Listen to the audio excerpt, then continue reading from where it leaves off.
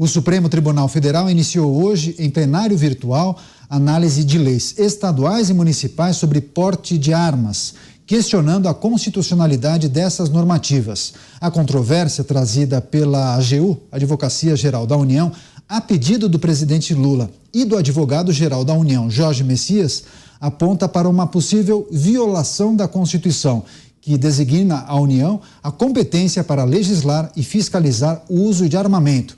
Essas ações sustentam que as legislações de estados e municípios facilitam o acesso a armas de fogo. Você, José Maria Trindade, é possível projetar qual deve ser o entendimento da Suprema Corte Brasileira?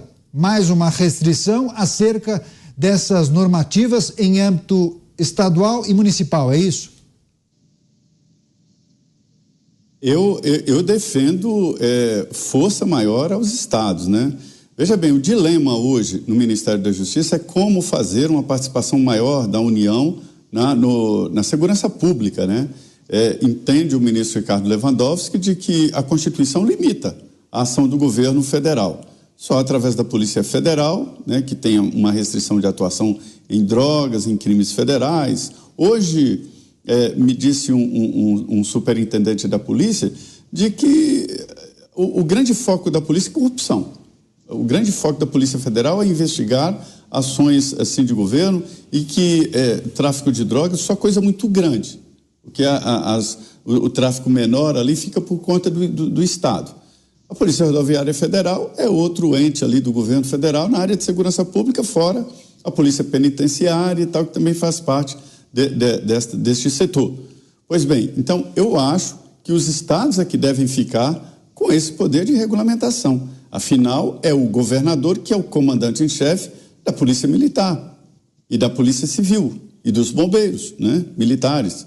Então, assim, o Estado que deve ficar com esta autorização, esta autonomia para o porte de armas. Mas há que se fazer um cadastro nacional para unificar e para que todos saibam se existe ou não mesmo um porte de armas. Mas a tendência do Supremo Tribunal Federal é de centralizar na União esse poder de dar autorização ou não e quem vai usar armas. E é até coerente, porque toda a legislação, tudo, fala exatamente de uma maneira nacional, qual profissional que pode usar armas fora do serviço, que tem um porte automático de armas, né? Quem vai ter, quem não vai ter, todo esse debate está na legislação nacional. Então a tendência do Supremo é essa, de centralizar na União esse poder de definir quem vai andar armado ou não. Você, Cristiano Beraldo, como avalia essa apreciação que está acontecendo no Supremo Tribunal Federal em plenário virtual? Identificaram distorções em legislações estaduais e municipais, o que facilitaria o acesso de cidadãos às armas de fogo. Beraldo? Neto, eu ainda estou em choque aqui, fazendo uma reflexão sobre a fala do delegado Palumbo em relação às audiências de custódia. É que o policial tem que se explicar, o preso pode falar para o juiz que ele foi xingado, e isso vira uma arma contra o policial. Só que aí você pensa na vida real. O policial está ali de coturno, de uniforme, carregando câmera. Aí ele vai, o bandido dá tiro nele, ele tem que se defender do tiro, ele sai correndo, todo mundo se mobiliza, ele coloca a vida dele em risco, ele vai lá, pega o bandido. Ele vai falar o quê pro bandido? Sejamos francos. O senhor, por favor, venha comigo. Eu gostaria de lhe dar a mão para te ajudar a levantar. Olha que nível de loucura que a gente chega, gente. Por favor, muito obrigado. Abre a porta para ele entrar, fecha. Não pode bater a porta, porque não pode fazer barulho. Por obséquio. Vai que ele se incomoda. Por obséquio. Então, assim, olha o nível de loucura. Isto é realidade cotidiana no Brasil, gente. Como é que a gente vai resolver o problema da criminalidade assim? Então, está tudo absolutamente errado. O capim está comendo o boi. Como é que um policial vai se sentir estimulado a fazer o seu trabalho diante desta realidade? Isso é uma loucura. E aí eu faço um gancho nesse tema, Caniato, para dizer que essa visão que o Zé Maria trouxe, né, de valorização dos estados, isso é urgente no Brasil. urgente.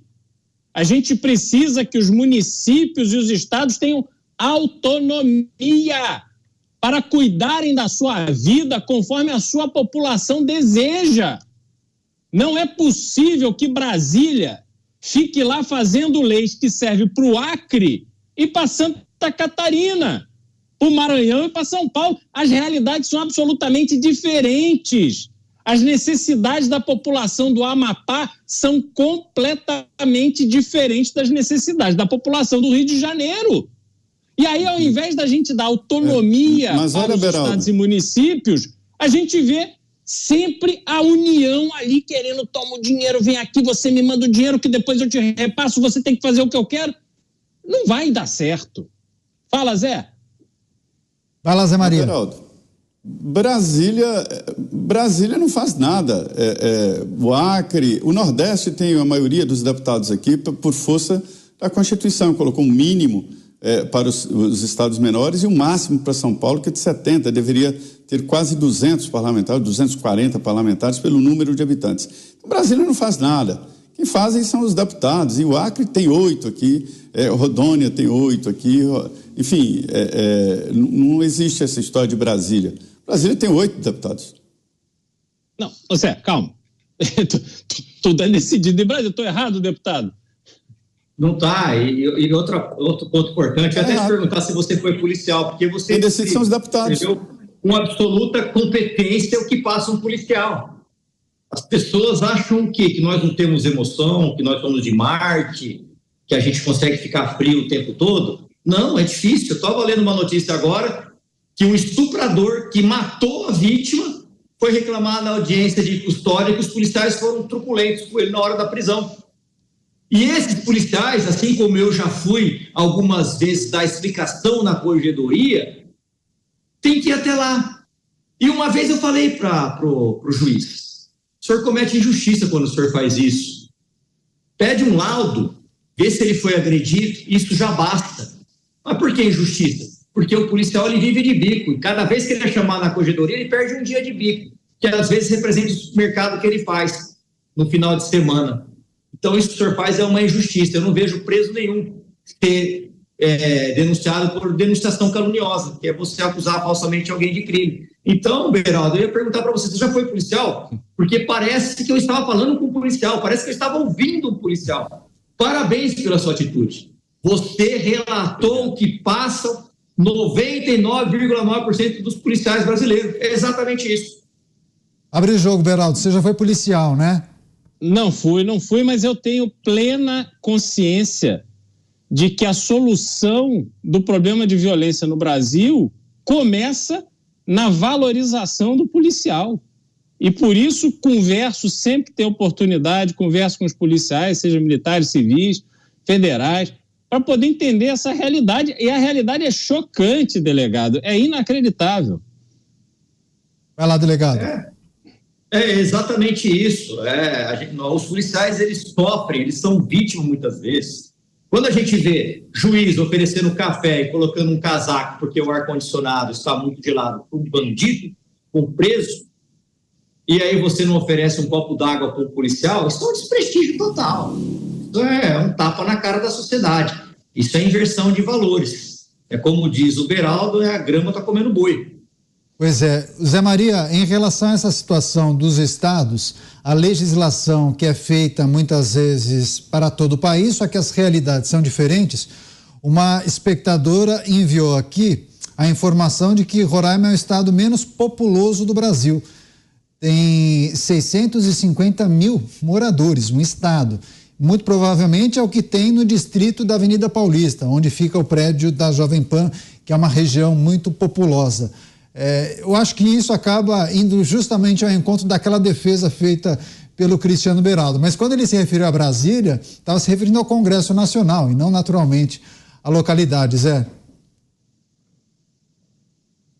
É porque Brasília apanha muito à toa, de graça, né? Brasília é um grande município, é o Distrito Federal, que é um ente que reúne ali município e estado ao mesmo tempo, e que não convive muito com o poder. Então, quando se fala Brasília, não existe Brasília nessas decisões.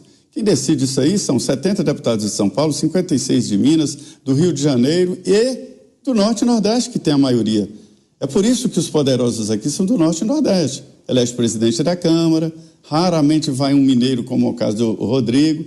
O próximo presidente do Senado Federal, Davi Alcolumbre, é do Amapá, estado pequeno, tem 8 deputados, 3 senadores. Então, quando fala Brasília, não centraliza nada, porque quem decide são os deputados, né?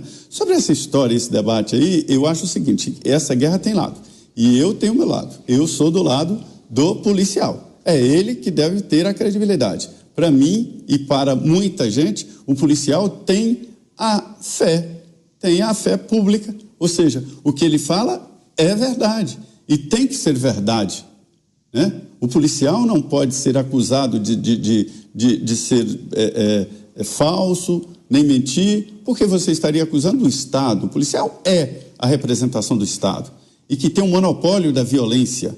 É o policial, é dado ao policial. Ah, mas tem policial? Tem, como tem jornalista, como tem analista, como tem, enfim, todas as profissões. E os policiais bons não gostam dos colegas maus, ruins, bandidos e que tem. Eles próprios renegam. Eu sei, eu convivo, rejeitam. Verdade. Então, é preciso dar credibilidade. Eu gosto de exagerar aqui, contar várias vezes. Eu vi um vídeo em Minas Gerais, onde claramente um policial militar de Minas Gerais não se defendeu de um bandido exatamente por medo desse risco jurídico e foi metralhado. E os policiais de Minas lembram disso a toda hora. Isso é resultado dessa história de acusar o policial. Então ele vacilou, né? Tem segundos para resolver ali, e ele foi metralhado exatamente por conta desse risco jurídico que eu faço questão de falar aqui todos os dias. Além do risco de vida, o policial tem agora um risco pesado, que é o risco jurídico.